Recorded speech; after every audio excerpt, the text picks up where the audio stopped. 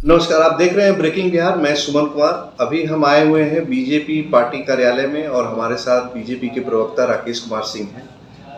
उनसे बात करेंगे विधानसभा उपचुनाव में क्या परिस्थितियां उभर कर सामने आ रही हैं। सर, बिहार में 4 सीटों पर उपचुनाव होने वाले हैं, जिनमें से 2 सीटों पर बीजेपी चुनाव लड़ी है, लेकिन इन चारों सीटों में तरारी जो है वो सबसे हॉट सीट बनकर उभर कर आया है सामने।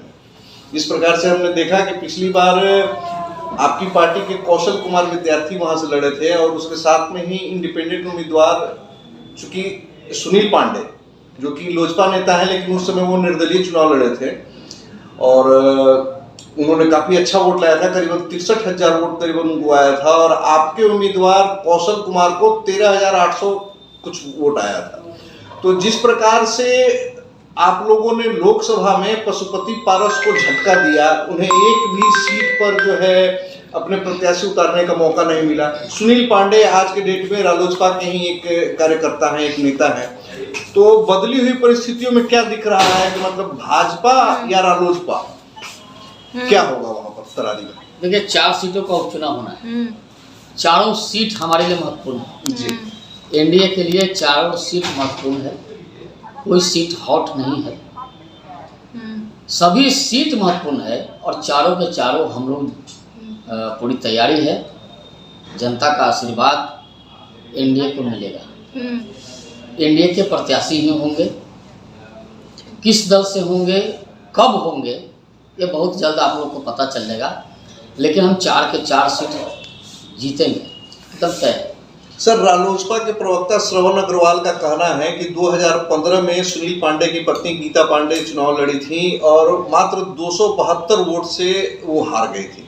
इसके बाद में 2020 में सुनील पांडे वहां पर चुनाव लड़े और 63,000 वोट के आसपास में लाए थे, जबकि आपके पार्टी के ही कौशल कुमार विद्यार्थी को करीबन 13,000 वोट आया था। तो जो दोनों लोगों के वोटों का जो अंतर है, ये बहुत बड़ा अंतर है। और रालोसपा लगातार इस बात को कर रही है कि लोकसभा में हमारे साथ भाजपा ने छल किया, हम एनडीए का ही एक अटूट हिस्सा है, नरेंद्र मोदी पर अपनी आस्था व्यक्त करते हैं, इसके बावजूद हम लोगों को वो तरजीह नहीं दिया गया। लेकिन इस बार हम लोग अपने अधिकार को नहीं छोड़ेंगे और हमारे नेता सुनील पांडे को जो है तरारी सीट से जो है किसी भी कीमत पर हम एनडीए का उम्मीदवार बनाएंगे। देखिए, सीट किसको मिलेगा, कौन लड़ेगा, कौन प्रत्याशी होगा, ये पूरा एनडीए के घटक दल के जो महत्वपूर्ण नेता हैं, हमारे पार्टी के प्रदेश नेतृत्व, केंद्रीय नेतृत्व और एनडीए के सभी केंद्रीय और प्रांतीय नेतृत्व बैठेंगे तो तय हो जाएगा कौन लड़ेंगे। हमारे लिए 4 के 4 सीट महत्वपूर्ण है, चारों सीट जीतना अनिवार्य है और 4 के 4 सीट हम जीतेंगे भी, क्योंकि लोकसभा के चुनाव में जो परिणाम दिखा उससे स्पष्ट है कि बिहार की जनता हमारे साथ है, हम ही को आशीर्वाद देगी। 4 के 4 सीट हम जीतेंगे। कौन लड़ेगा, कौन व्यक्ति होगा, ये सब कुछ तय करने का अधिकार केंद्रीय नेतृत्व को है, एनडीए के केंद्रीय नेतृत्व और प्रांतीय नेतृत्व को है। इसलिए यहाँ कोई समस्या नहीं है कौन लड़ेंगे। सबको सम्मान एनडीए में मिला है, पहले भी मिला है और आगे भी मिलने वाला है, कोई समस्या नहीं होगी। हम लोग मिल बैठ करके तय कर देंगे और आप देखेंगे 4 के 4 सीट बिहार की जनता हमारे ही झोली में देगी।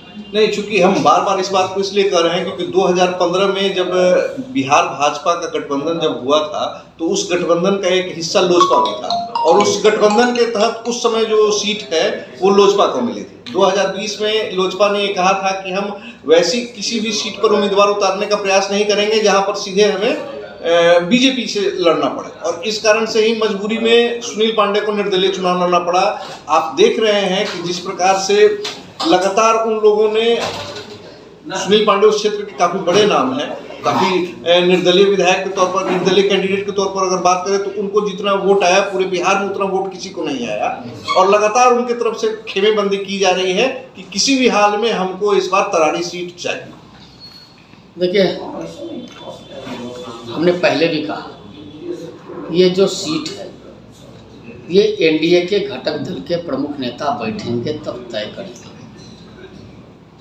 जिस दिन वो तय कर देंगे उस दिन हम लोग को अधिकृत कर देंगे, हम लोग बता देंगे चुनाव कौन लड़ेगा। लेकिन एनडीए लड़ेगी। पारस जी को आप अपने साथ मान रहे हैं ना? ये पारस जी पहले भी थे, एनडीए में साथ में थे जी, सरकार में, भारत सरकार के मंत्री रहे हैं, चुनाव लोकसभा का हुआ है साथ में रहे हैं, सब साथ रहेंगे, कोई अलग नहीं होगा। बता दिया केंद्रीय नेतृत्व तय करेगा लड़ेगा कौन प्रत्याशी होगा, ये सब कुछ केंद्रीय नेतृत्व एनडीए के सभी घटक दल के नेता बैठेंगे, तय हो जाएगा, कोई समस्या नहीं होगी और पूरी मजबूती से लड़ेंगे और सीट भी जीतेंगे। तो जैसा कि आप देख रहे हैं, ये थे राकेश कुमार सिंह सीधी बचते हुए नजर आए उम्मीदवारी के फैसले पर कि किस पार्टी को टिकट मिलेगा, रालोसपा को वो टिकट मिलेगा या भाजपा के खाते में जाएगी। हालांकि ये तो आने वाला वक्त बताएगा कि तरारी विधानसभा क्षेत्र में कौन उम्मीदवार होंगे। तब तक के लिए दे हमें इजाजत, नमस्कार।